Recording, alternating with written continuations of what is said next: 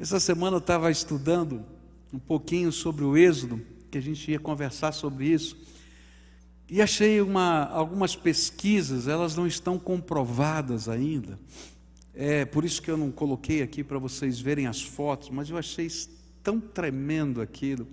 Há um grupo de pesquisadores, de arqueólogos, que estão contestando o mapa que a gente tem do Êxodo, a maneira como aconteceu o Êxodo, e eles então, reinterpretando o texto do Velho Testamento, procuraram uma rota diferente, e muito interessante porque eles encontraram um lugar, uma ravina, onde tem no fundo de um vale um caminho, e descobrindo esse caminho chegam a uma praia, num lugar também chamado Mar Vermelho, porque o Mar Vermelho tem dois braços, eles estão no outro braço do Mar Vermelho, e eles começaram a pesquisar aquele lugar e descobriram um obelisco antigo, com uma marca, com palavras hebraicas antigas de um lado do mar, e um outro obelisco antigo,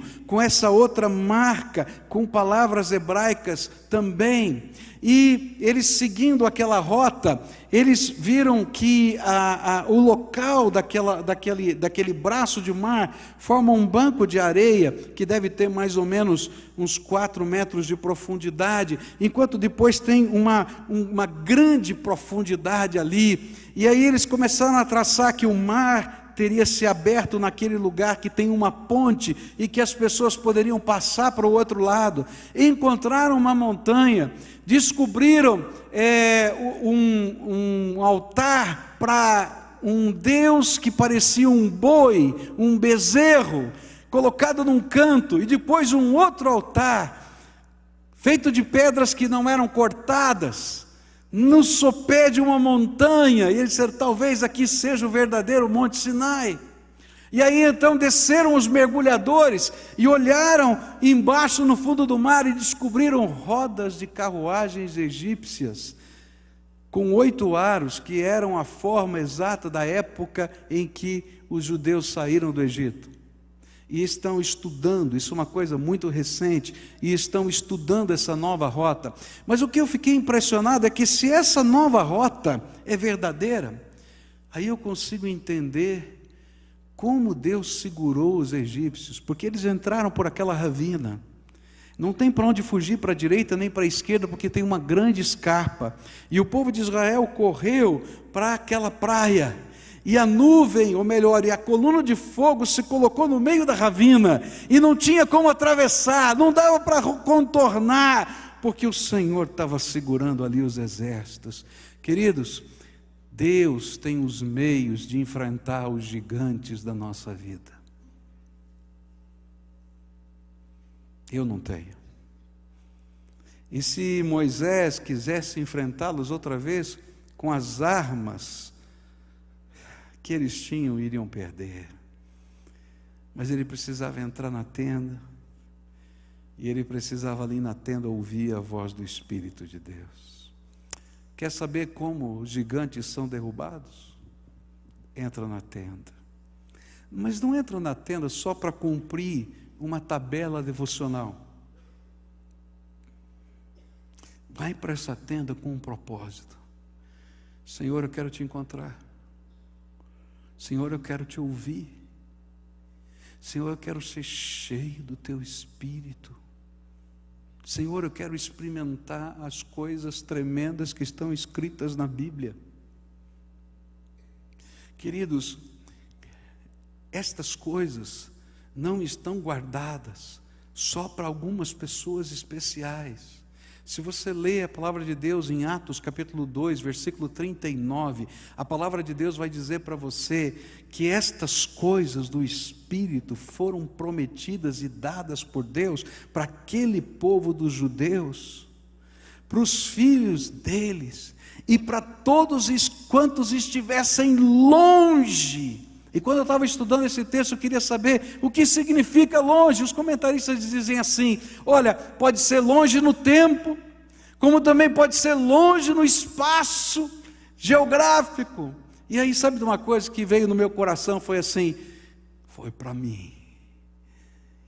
Porque eu estou longe no tempo e no espaço geográfico, e Deus prometeu para mim, estas coisas tremendas de Deus são para mim, estas coisas tremendas de Deus são para você. Você pode entrar na tenda, e a nuvem de Deus vai descer sobre a tua vida. Você pode entrar na tenda, e você pode receber conselhos do Senhor, orientação do Senhor, revelação do Senhor, certeza do Senhor, os próximos passos.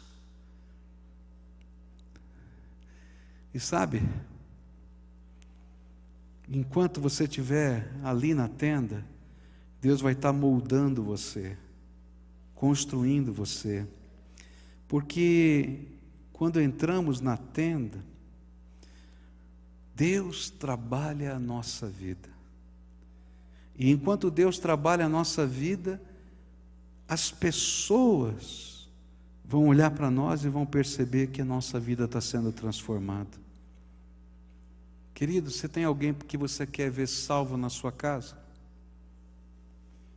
Eu quero dizer para você que ele não vai ser salvo porque você aprendeu um novo método de evangelismo. Ele não vai ser salvo porque você aprendeu como convencer. Não. Essa pessoa vai ser salva quando vê o poder de Deus na tua vida.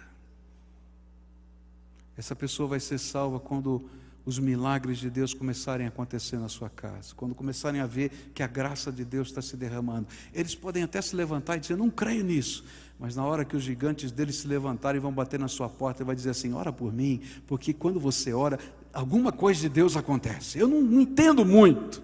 E aí você vai dizer, então tá bom, então eu vou te ensinar a falar com Deus. Vem aqui. E a gente começa a dobrar os joelhos e orar. Sabe, quando a gente entra na tenda, Deus começa a trabalhar a nossa vida, mas não trabalha só a nossa vida.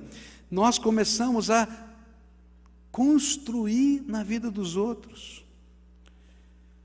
Quem estava na porta da tenda?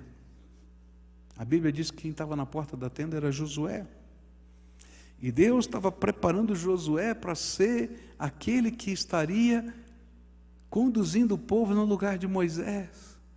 Queridos, é na porta da tua tenda que o seu filho vai aprender as coisas de Deus. É na porta da tua tenda que a tua esposa vai perceber o poder de Jesus. É na porta da tua tenda que os teus colegas de trabalho vão respeitar quando você dá uma palavra, quando você dá uma linha, como um líder que você é dentro da sua empresa. É na porta da tenda que as pessoas percebem que algo de Deus está acontecendo. E sabe o que acontece? É que quando você entrar na tua tenda, aqueles que estão admirados com o que Deus está fazendo, vão fazer como aquele povo fazia. Via Moisés entrar na tenda e quando a nuvem do Senhor descia, eles se colocavam a boca no pó diante do Senhor e buscavam a face de Deus para as suas vidas.